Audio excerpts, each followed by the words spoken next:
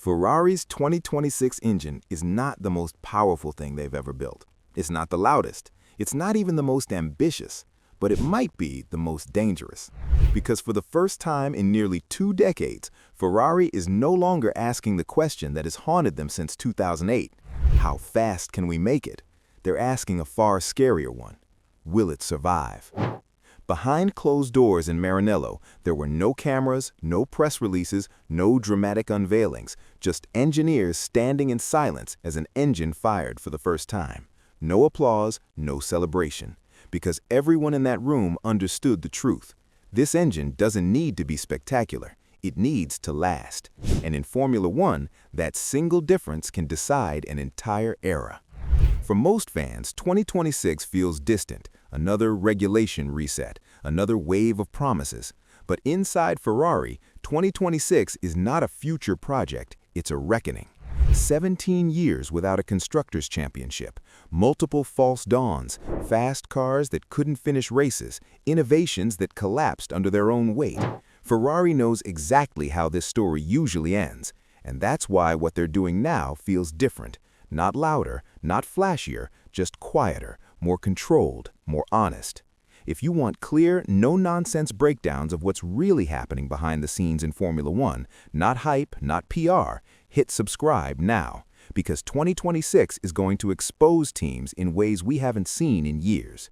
The biggest mistake fans make about 2026 is thinking it's just new engines. It isn't. It's a complete inversion of how performance works in Formula One. For decades, power meant horsepower, peak output, straight-line speed. In 2026, that thinking dies. The balance between combustion and electricity has been flipped. Now, performance is about energy deployment, thermal stability, battery endurance, and predictability under load. A power unit that spikes brilliantly for 5 laps and fades for the next 20 is useless. Ferrari knows this better than anyone. They've built rockets before. They've also built grenades. Here's the detail most headlines missed. Ferrari has quietly confirmed that power targets are being met, hybrid energy recovery is on projection, and electrical output is competitive. But every internal communication contains the same caveat. Reliability is the critical variable, not an afterthought, not a development phase, the critical variable. That language matters because Ferrari has spent the last decade pretending reliability was something they'd fix later. Later never came. The SF90 was devastatingly quick until it cooked itself. The SF1000 chased concept so aggressively it collapsed by mid-season. The 2022 car had pace and structural flaws they couldn't undo. This time, Ferrari is doing something that borders on uncomfortable honesty. They're flagging risk before failure.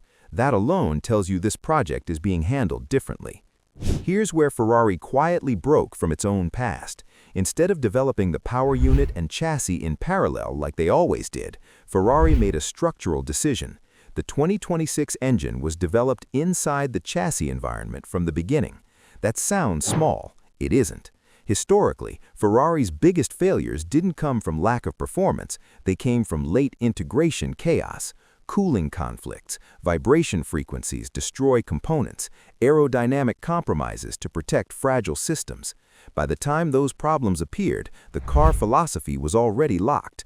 This time, Ferrari chose discomfort early, incomplete engines, early fire-ups, testing inside constraints while solutions were still flexible.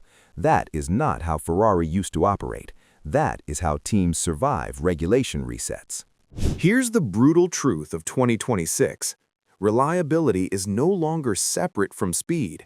If your hybrid system overheats under sustained deployment, loses efficiency late in stints, or behaves unpredictably under push laps, then your entire car must be detuned. That means softer deployment maps, conservative suspension choices, and less aggressive aero. A single weak link forces the whole car to slow down. Ferrari understands this now, and it's why Loic Serra's influence matters so much. His focus isn't headline downforce numbers, it's tire load stability across energy cycles.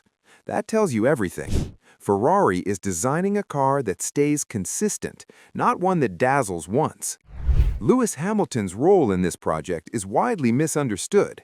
He's not there to sell hope. He's not there to chase lap times. He's there to detect lies. Because data can say a system is stable while a driver feels instability instantly. Hamilton's value is his sensitivity to power delivery transitions, braking feedback under energy recovery, and subtle inconsistencies in hybrid response. These are things simulations cannot fully capture, and under 2026 rules, they matter more than ever. Hamilton has lived through 2009's false confidence, 2014's dominance, and 2022's ground effect misery. He knows how early compromises turn into season-long disasters. Ferrari isn't asking him to go faster, they're asking him to tell the truth. The planned first full ignition late December to early January is not a ceremonial milestone, it's a stress test. This is when vibration patterns reveal themselves, electrical instability shows up, and cooling assumptions get exposed. Ferrari wants this moment early, because failure now is survivable, failure in Bahrain is not, and failure in Australia is catastrophic. This is why Ferrari's tone has shifted. No bold claims, no comparisons to Mercedes, no talk of domination, just controlled language and measured expectations, because they know what happens when Ferrari gets ahead of itself. From this point forward, Ferrari has only 3 futures. Scenario 1.